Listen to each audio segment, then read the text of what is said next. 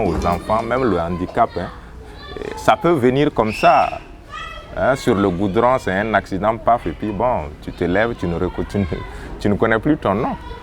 Voilà, ça peut arriver à tout le monde. Donc je pense que le mot handicapé, le mot handicap, il faut vraiment comprendre ça au sens large. C'est important de les mélanger avec les autres enfants parce que ça les amène à s'épanouir davantage. Hein? Et ils vont ainsi dominer leur handicap. Alors que si on les met dans un groupe où seulement ce sont des handicapés, ils ne vont jamais s'épanouir. Ils vont toujours être là, se poser des questions. Pourquoi moi je ne me ressemble pas aux autres? Alors que comme ça, je me dis que souvent elle oublie même qu'elle a un problème. Quand nous parlons d'éducation pour tous et nous mettons de côté une marge importante, par exemple, de cette société-là, en réalité, nous ne faisons pas de l'éducation pour tous. Et alors, avec cette éducation intégratrice, qui prend en compte ces enfants en situation de handicap, qui autrefois étaient exclus du système, nous pensons qu'en fait, eux aussi, ils contribuent en leur manière au développement de cette société. Au lieu d'être en fait des charges, il y a certains avec cette éducation qui se prennent en charge.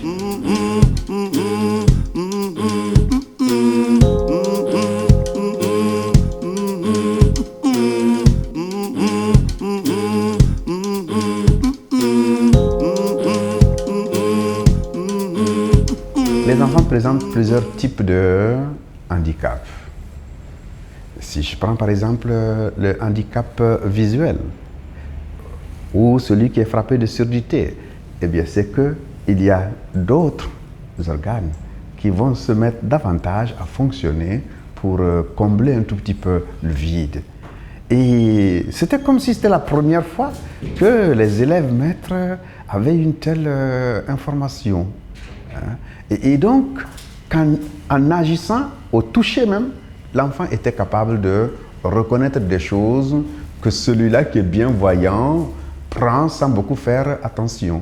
L'enfant qui est malvoyant, quand il touche à quelque chose, vous comprenez bien là, alors la texture de l'objet, il l'appréhende côté sensoriel et ça rentre beaucoup plus. Même au niveau des enfants qui ne sont pas frappés de handicap, qui ne sont pas en situation de handicap, désormais, dans l'éducation, on peut effectivement penser à tout le corps. Toutes les parties du corps sont susceptibles de développement. Et je pense que ça a été un plus que les stagiaires, selon moi, ont acquis du point de vue pédagogique.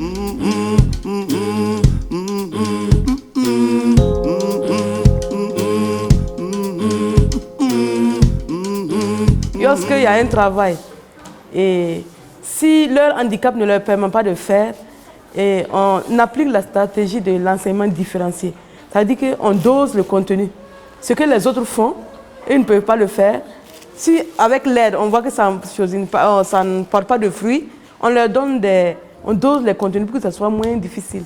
D'abord, dans une classe, en voulant enseigner la même chose à tous les enfants, à tout le monde, de la même manière, c'est conduire une partie des enfants à l'échec. Si l'enseignant se met en tête que les enfants dans sa classe n'ont pas tous les mêmes objectifs éducatifs, il peut bien les prendre en charge. Vous avez vu que au niveau de l'enseignement différencié, les autres faisaient la table de multiplication par 2 et par 3, et alors que Da, lui, il était sur l'addition. Donc, je pense qu'il gagne quelque chose.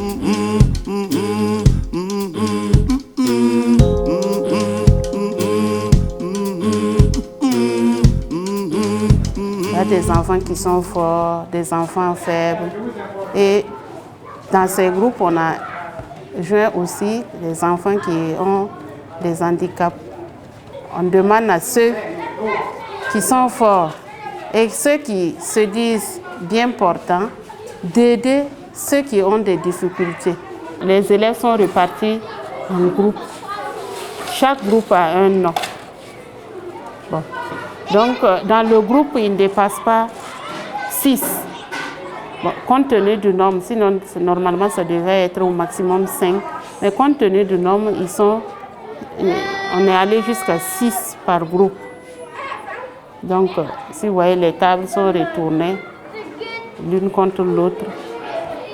Et ça permet aux enfants de travailler en groupe. Il y a des élèves qui, individuellement, n'arrivent pas à faire un travail. Mais collectivement, même s'ils ne peuvent pas le faire, ils observent. Et quand ils observent, après, ils peuvent mettre ça en pratique.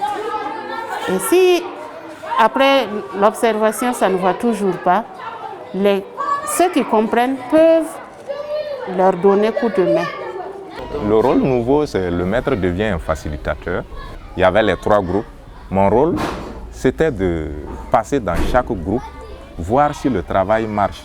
Si ça ne va pas, je demande au groupe ici, est-ce que c'est comme ça? J'ai vu une erreur ici, j'ai demandé aux enfants, il y a un qui m'a dit non. Lui, il a dit que 2 fois 8, c'est 16. Et l'autre a dit que c'est 12. J'ai dit, mais c'est quoi? Donc, ils se sont mis d'accord. 2 fois 8, c'est 16. Donc, ils ont corrigé. Je pense que moi, ça facilite mon travail.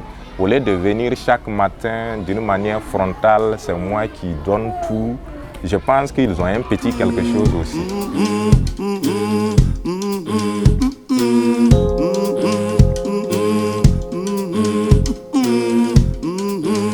C'est le fait d'aider, surtout en écriture. Surtout quand on met le modèle au tableau, il y a certains enfants qui n'arrivent pas à le reproduire. Donc, leur tuteur qui est à côté d'eux les aide à mieux formuler les phrases, même en calcul. Des fois, ils ne comprennent pas. Leur tuteur les aide en leur expliquant quoi. Les enfants, entre eux, le message passe plus facilement. Ces enfants ne font plus objet de rejet dans les classes intégrées. Et quand ils ont les matières dans lesquelles ils ont des difficultés, les camarades sont aptes à les accompagner dans les apprentissages. Bon, ça déjà, c'est assez positif. Avant, c'était moi qui donnais l'exemple, qui guidait les enfants, les aidait à travailler. Mais maintenant, je me fais aider beaucoup par les camarades.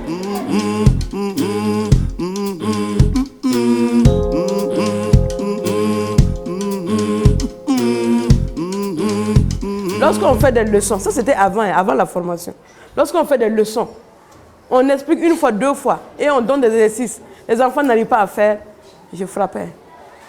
Je trouve qu'ils ne se mettent pas au sérieux pour suivre. Mais depuis cette formation, et avec Madame Dem, et vraiment beaucoup de choses ont changé puisque je n'ai plus besoin d'avoir recours au bâton. Il suffit de les expliquer, de les responsabiliser avec les chefs de groupe, de les motiver, de les encourager. Et vraiment, ça les galvanise, quoi. Ils arrivent à travailler. Avant, moi, ils ne savaient pas dire à un enfant, c'est bien, on applaudit. Non, non, non. Si c'est bien, on passe. Je ne savais pas encourager les enfants par les mots. C'était vraiment, comment on dit ça? C'était je ne trouve pas les mots. Mais vraiment, c'était la tyrannie, en fait. Mais depuis cette formation, vraiment, beaucoup de choses ont changé. Non seulement, ça facilite même l'enseignement, et moi-même, je suis plus calme. Ce qui m'a le plus touché, c'est le changement de perception à l'endroit de ces enfants-là. Puisque nous nous disions que c'était des enfants qu'on ne peut récupérer que dans des écoles spécialisées. Mais au sortir de la formation, nous nous sommes rendus compte qu'on peut les intégrer à l'intérieur des enfants dits normaux. L'État aura beau prendre un décret pour dire, bon voilà, à partir d'aujourd'hui, toutes les écoles, vous devez recevoir 1 ou 2 enfants handicapés dans vos classes. Si l'enfant, il est aveugle, il va faire du remplissage. S'il est handicapé moteur, encore ça va, mais ils vont le foutre au fond de la classe. Et puis il sera oublié là-bas. S'il est sourd, c'est pareil. S'il est déficient intellectuel, n'en parlons pas. Autant commencer à préparer, il faut autant préparer ces futurs enseignants qui doivent recevoir des enfants dans leur classe afin qu'ils puissent être à même de les prendre en charge. quand ils ont fait des simulations, ils ont estimé qu'il y avait à peu près 38 000 enfants handicapés. 38 000 enfants handicapés. Nous, dans notre association, on ne prend pas 1000. Avec les 2 mois, quand on parle de sensibilisation et autres, on peut atteindre 1000, mais en termes concrets de prise en charge, on n'atteint pas 1000. Et les autres, vous voyez. Donc, on a plutôt tendance à inciter l'État à prendre sa responsabilité, à intégrer tous ces enfants-là, puis bon, maintenant à être à la disposition de l'État pour qu'on puisse avancer, faire avancer les choses, quoi. À partir de ce que j'ai vécu, ce serait intéressant d'introduire le module depuis l'école de formation des conseillers pédagogiques. Non seulement le maître y gagne en temps, en nombre d'élèves qui vont participer, et les élèves même entre eux-mêmes apprennent à collaborer. Et je me dis que avec cet apprentissage, plus tard dans la vie, ils pourront vivre en communauté.